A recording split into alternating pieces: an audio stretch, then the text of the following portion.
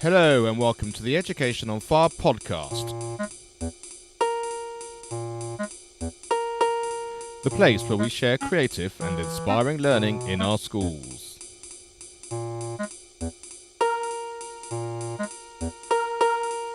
Season 2, Episode 24.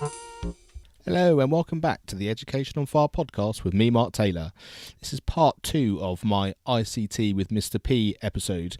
And during episode 1, we talked about how Lee became a teacher and then did some PPA cover within his school when his family life changed and he had triplets at home, which obviously made a big difference to his life. And how from there he also then expanded out and was supported to go and give ICT training to schools, which is he can now do all around the country.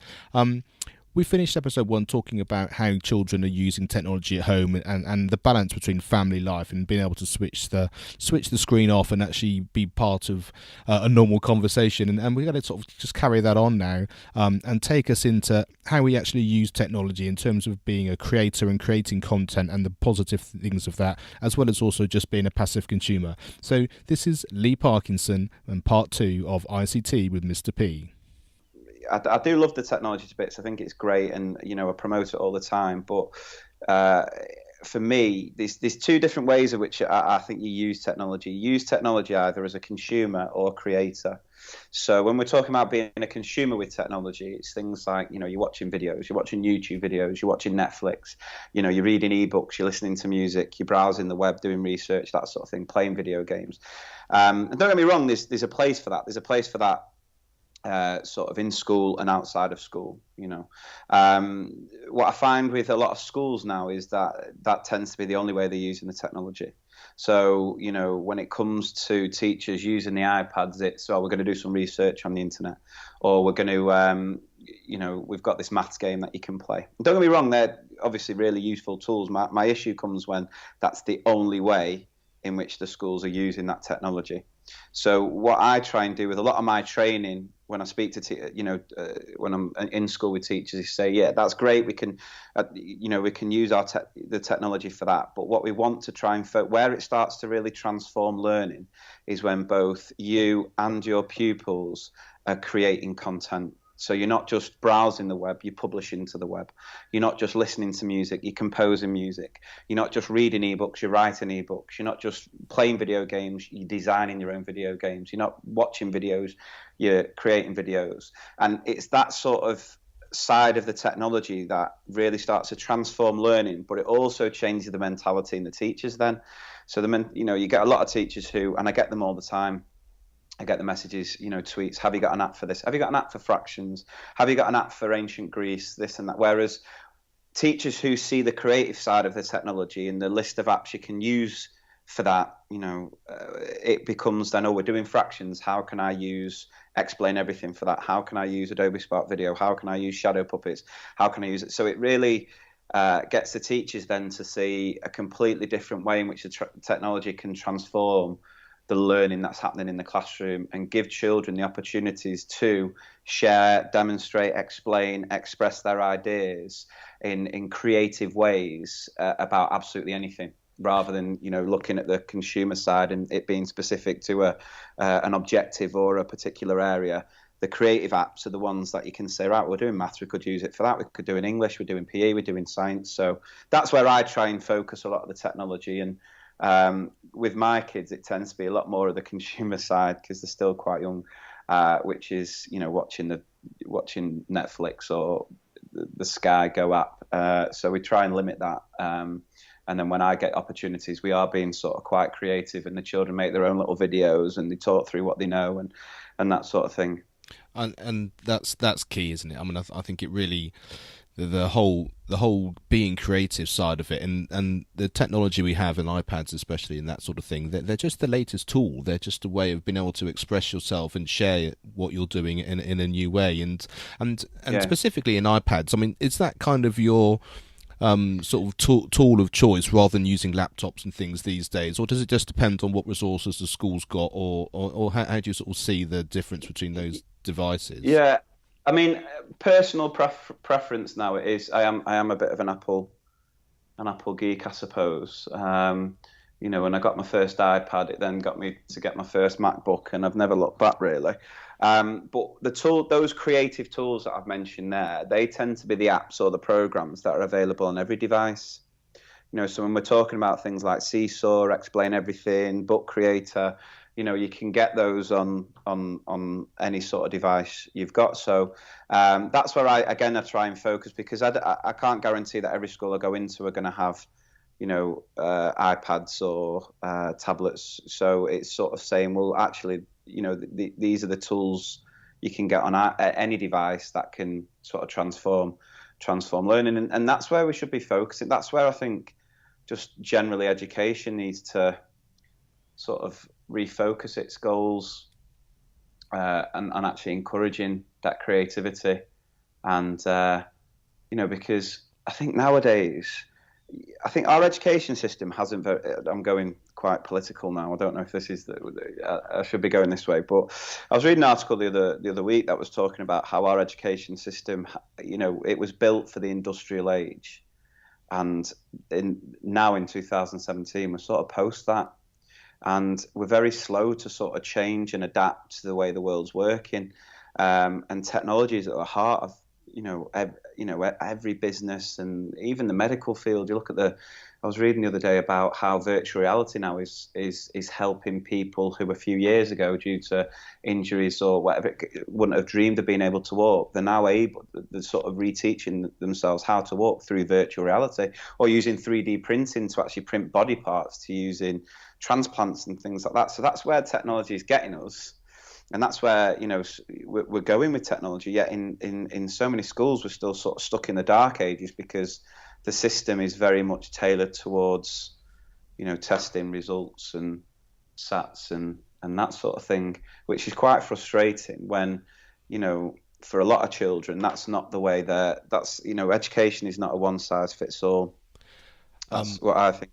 I think you're absolutely right, and I could have this conversation for the rest of the day, which wouldn't necessarily be very very good for everyone listening, because they would have been through their entire day by that point already. But I think what you say there is absolutely key, and it's why I started the podcast. It's why I was so pleased that you would come on, because my starting point was kind of, while there are many of us who may want the education system to be different, and there are very many good reasons why that would be the case, it's very difficult to do that either on your own or for it to happen overnight. And I think there's such a wave of people now who think exactly the same as you've just expressed, and you're sort of demonstrating exactly how that can be different, because you obviously, as you've explained, how you've done that in your school, and taking it out into different schools and teaching other teachers how to do it. And this podcast is here to sort of to share it to even more people, and so they can then get in contact with you and share it as well. So it is just that moving it bit by bit, and I think, and as that sort of juggernaut keeps going, it is changing slightly.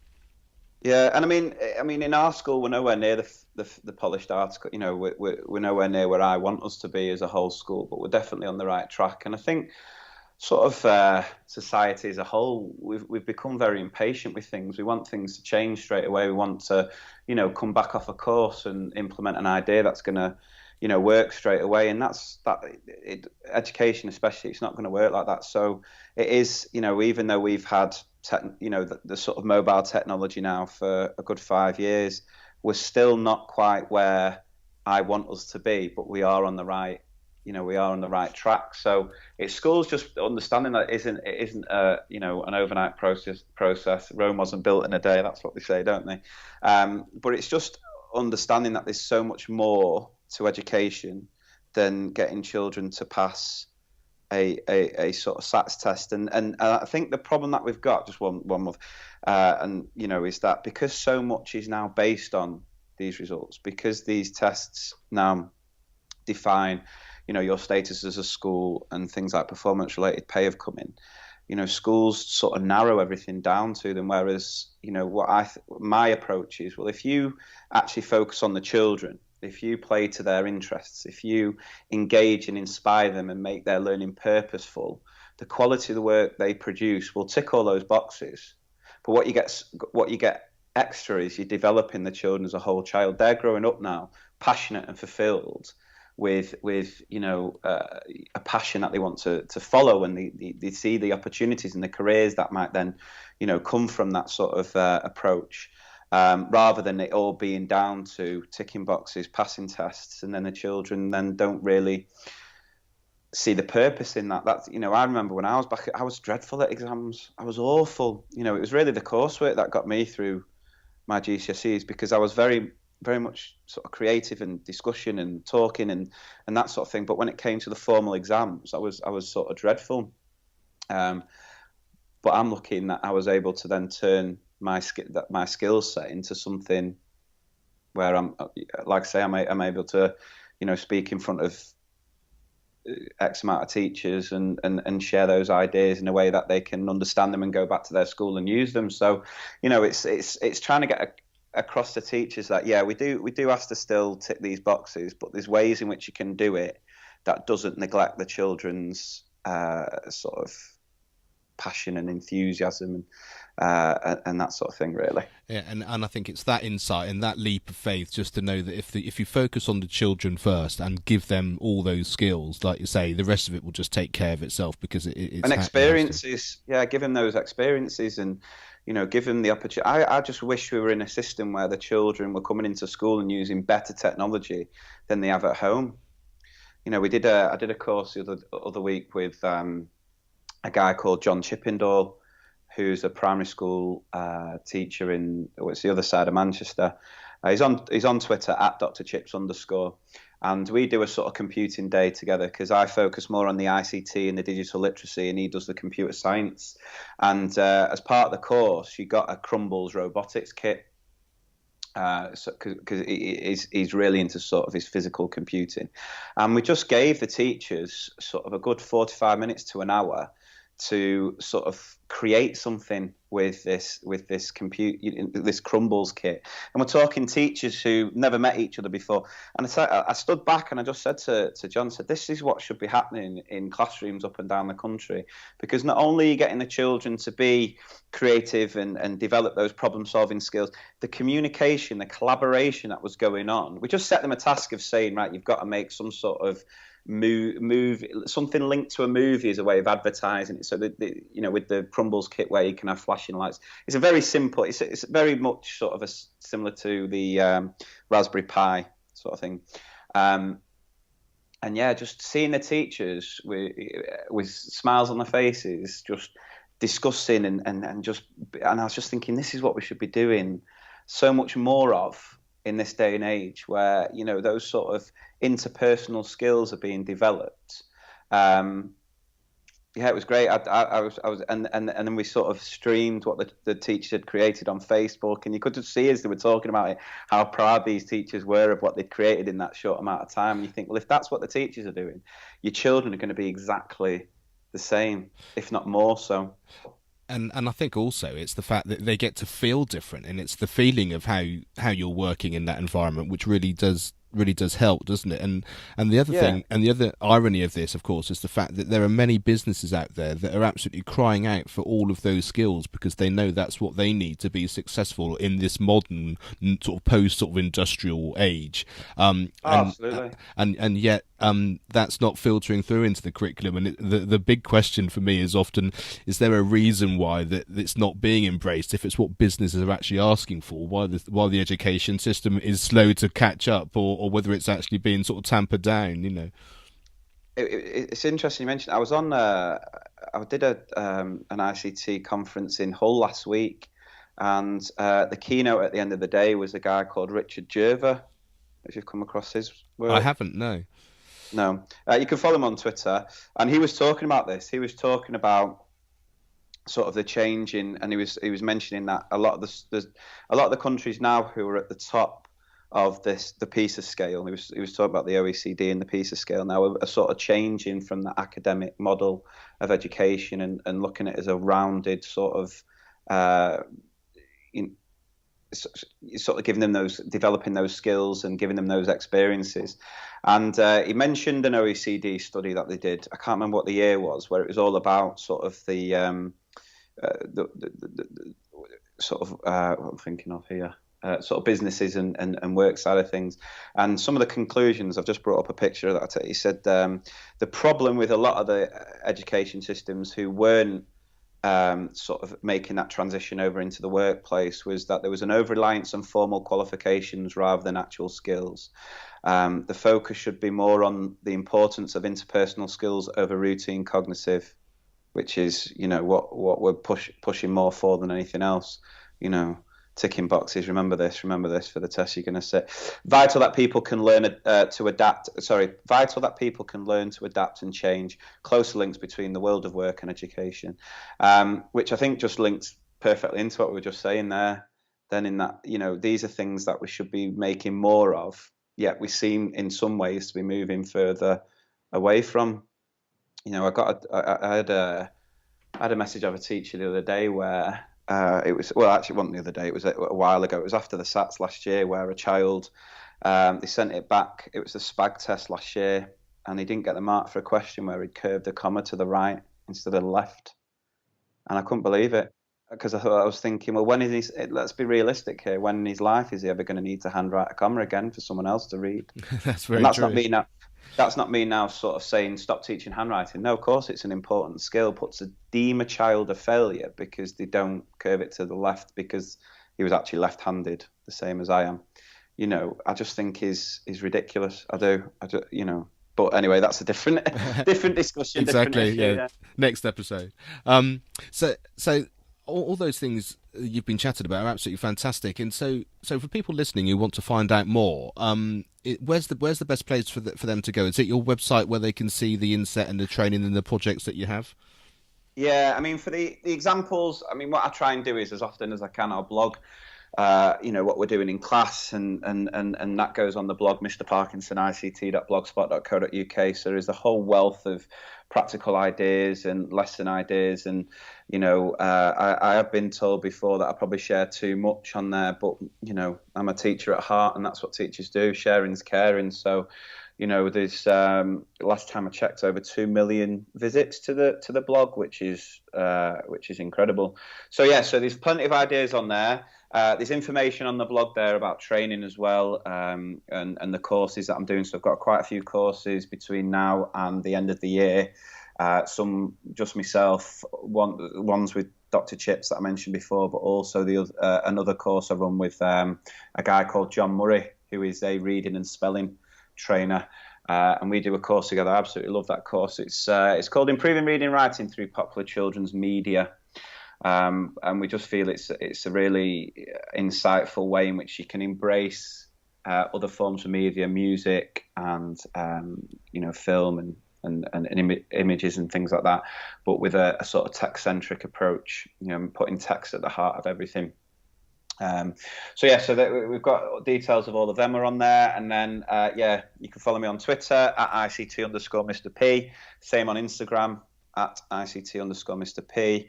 The Facebook page, that's probably the most popular social media platform I've got now. I think just because I try and share sort of funny, insightful little videos about life as a teacher, which sort of came from nowhere, but it's just a response of other teachers. I love getting messages from them that say, I've had a real tough day, but I then watched this video, and I think what's been great about that Facebook page for me is how many teachers who might feel isolated or might feel that they've not got the support they need can come to that page and they can see that they're not the only one. And I think there's lots of groups on Facebook, and this is what I say to teachers all the time is, embrace social media yourself as a teacher, not only as a form of CPD, but as a network of being able to speak to other people that might go through the same difficulties that you might be facing, who can share insightful or give you support, and it is just incredible for that, I think. And teaching as a profession, we are very special in the way that we do look after each other. We might never have met people, but we're willing to share ideas, willing to share resources, because we're all in this together. We're all fighting the good fight. We're all in this education game for for the children, aren't we? So absolutely, and what I'm really liking about this podcasting journey is the fact that I've had exactly this conversation with Kelly Long back in season 1 about using social media and being online and those presences, about because you can find the support you need no matter where you are in your journey as a teacher, because you might have great support within the four walls of your school, but you might not. But there are thousands of teachers out there who are really supportive and willing people on because exactly like you said, the caring and the inspiration they want for their children. And you can find whatever you need. You just have to put yourself out there and embrace it. Yeah, it sort of puts CPD in your hands, I think. So when it comes to what your school provides, I sometimes say this on my training, you guys haven't decided to bring me here. It's been the SLT. And I'm hoping everyone's going to enjoy the session, but ultimately you might think I'm all right with technology. It's science that I'm struggling with, or it's getting me head around this SPAG curriculum, or whatever it might be. So utilising the internet puts that CPD in your hands and says, right, I can follow him, I can go on that website, I can ask this question, I can build my own confidence in thinking back to when I started as a teacher only 10 years ago, there was nowhere near that level of support out there, and it is such a useful tool again, and this is why we need to be embracing it as much as possible, both as a professional CPD tool, but also with our children. I see lots of teachers who post questionnaires and linked to data handling lessons in maths, and you'll always get teachers willing to give up a minute or two to answer them, and it is such a special, and this is what I love, that's why I see myself as a teacher first and foremost, because I think it's one of the best jobs in the world, and I'm very, very proud to call myself a teacher. I think it's an absolute gift to do the job that we do. So yeah, in fact, I'll tell you one nice little story to finish it off. I just don't think we get told enough what an amazing job teachers do on the whole with conditions that they're working in now. And I always like to say, and anyone who's listening who's a teacher, keep going, keep doing what you're doing, because you do amazing things. And I guarantee the children you're working with day in, day out, you're having an amazing impact on their learning and their lives. But I had a moment like this the other week where I went into a garage to get some lunch before I went to a school, and there was a dad of a child I taught 9 years ago now, I think. And when his lad was in my class, he'd only recently lost his mum to cancer, which was tough on him. He really struggled with it. But I got on really, really well with him. Me and him had a real good relationship. He was really into his football, loved United and that sort of thing. And it was maths that he really struggled with at the beginning of the year. He really had, really sort of struggled with maths. But something happened that year where it just sort of clicked, and he started making so much progress. And it carried on into year 6 and so on. And I said to his dad, so what's he up to nowadays? And his dad said, I was training to be an accountant. And honestly, I lost it. I just thought, that's the impact teachers can have. And, outside of teaching, and, when we look at the politics side of things, we're not anywhere near as supported or trusted or, valued as much as we should be. But with our children, where it matters, we do make that difference. So I think that's right. And I think it's a really, really important thing to remember, isn't it, at the heart of why we get up each day, and especially when you're then going into school, that each day you do make a difference, and everything that you say and everything that you want to impart is having a big impact, and if everything you say comes from there, I think you can only do great things, and it's a really really important thing to remember. Well, it sounds like you're doing fantastic stuff, and there's so much great resources you've got out there that you said, and we'll make sure that on the educationonfire.com website there's links to everything that we've talked about, so that people can go there and find what they need. And it's been fantastic speaking to you, and thank you very much. Really inspirational. Yeah, really great stuff. And we must keep in contact, and we can carry on the conversation as everything develops. Yeah, Brill, sounds great. Thank you very much. Thank you for inviting me. It's been a pleasure. Thank you. Cheers. Thank you for listening to the Education on Fire podcast. For more information, please go to educationonfire.com.